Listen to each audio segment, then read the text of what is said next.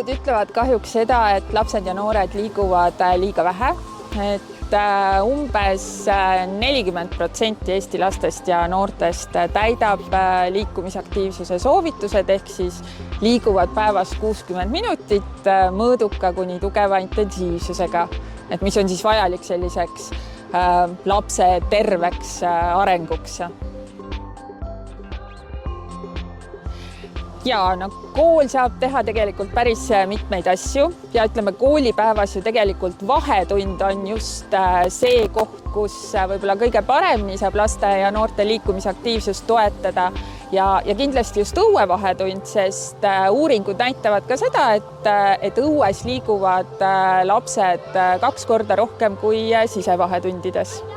Ja kui me mõtleme ka meie kliima peale või selle peale, millises kliimavööndis me elame, siis ju tegelikult koolipäeva sees õue saamine päris mitmel kuul ongi see ainuke aeg, kus päevavalguses üleüldse lapsed sisuliselt õue saavad.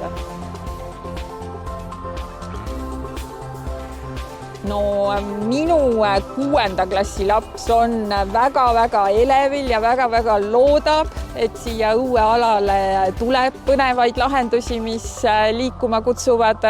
Ja siin ka uuringud toetavad näiteks seda, et just õues leiavad endale sellist aktiivset tegevust ka vanemad õpilased, kes võib-olla siseruumides jäävad rohkem seina äärde istuma.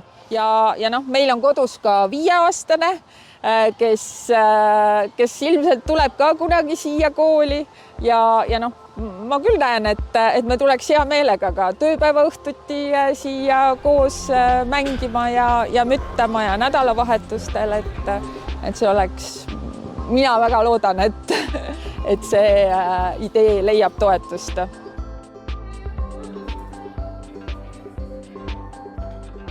Hääleta idee number 5.